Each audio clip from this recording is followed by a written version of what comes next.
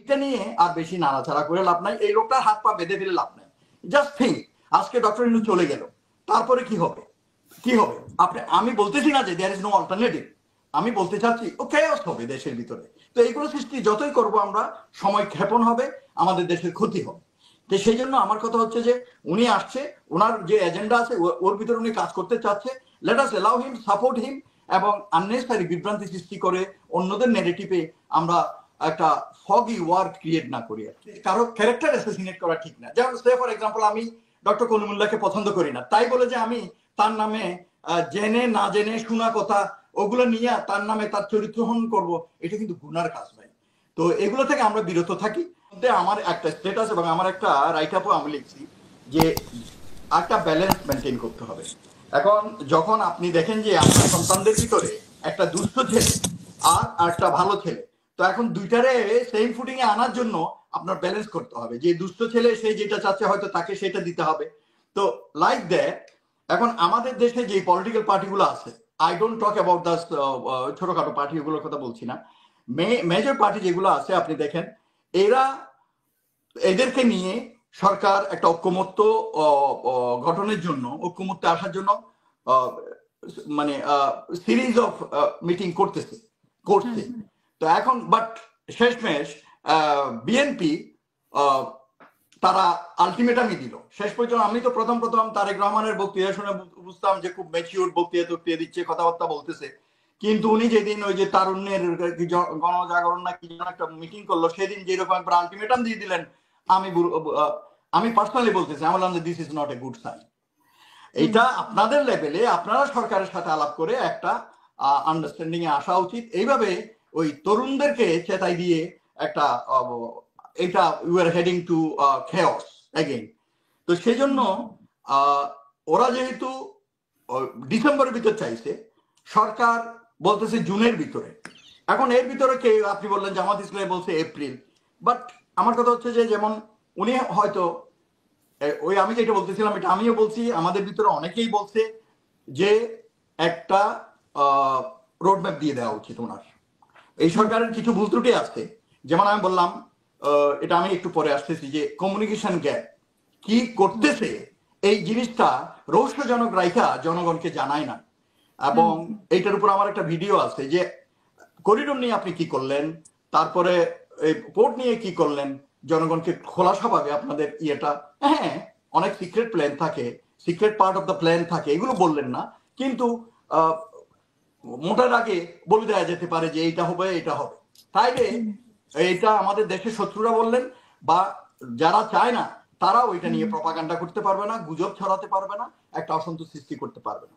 যে জিনিসটা আপনি বলতেছিলেন ওইটার উত্তরে আমি বলতেছি যে দেখেন, তো সেই জন্য আমার মনে হয় উনিও বুঝতে পারছে যে না, একটা রোড ম্যাপ, একটা আউটলাইন দিয়ে দিই। তো ডিটেইল আউটলাইন তো আসলে ইলেকশন কমিশন দেবে। উনি এখন এটা হয়তো মনে করছে যে যেমন ইয়ে সময় তো আমাদের ওখানে তো মে জুন এদিকে তো মনসুন সিজন থাকে, হয়তো ওইটা চিন্তা করে দিছে। এখন ওইটা জামাতের সাথে মিলে গেছে বইলা ওই বললাম না, আমাদের দেশে ক্রিটিসাইজ করতে গেলে কিন্তু আপনি দেয়ার আর 101 ওয়েজ। বা লেট আস বি পজিটিভ, আমাদের পজিটিভ হওয়া উচিত। উনি তবু কমায় আনছে, এপ্রিলে বলছে, এবং বাকি ডিটেইল রোড ম্যাপ বা প্রোগ্রাম এগুলো তো ইলেকশন কমিশন ওয়ার্কআউট করবে এবং দিবে।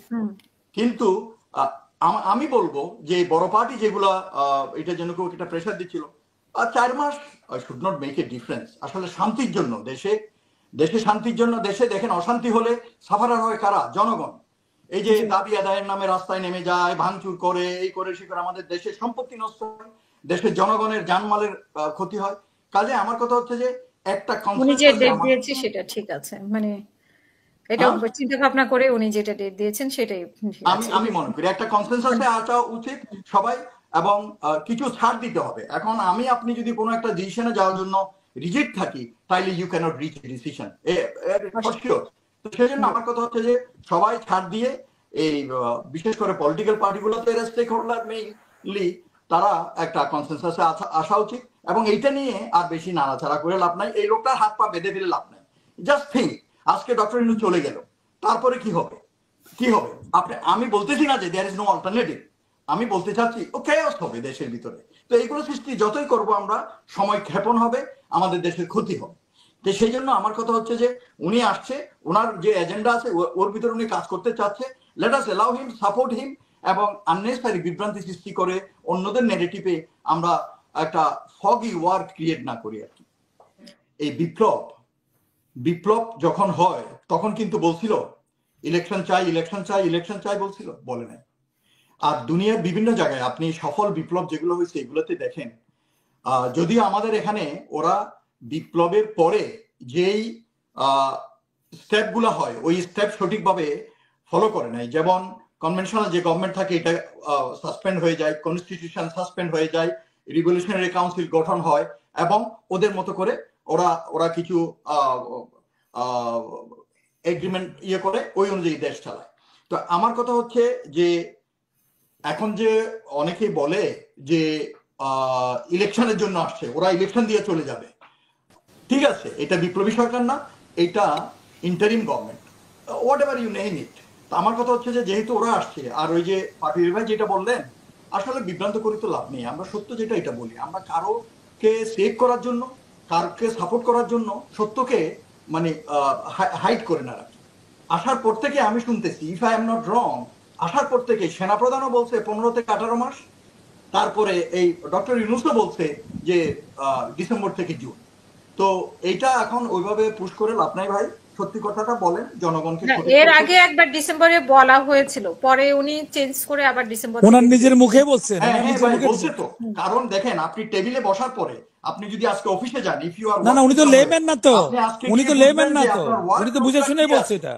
আপনার কাজের প্রেসারটা বা ওয়ার্কলোডটা কি আছে। আচ্ছা তারপরে মেনে নিলাম, তারপরে মেনে নিতাম যদি উনি, ভাই একটু দাঁড়ান তো, উনি হয়তো বুঝছে যে না we need some more time. তারপরে এই যে দেখেন না, এদিকে তো সময় ক্ষেপণ হচ্ছে, জাতীয় ঐক্যমত করতেছে, মিটিং করতেছে, এই করতেছে, এইটা না।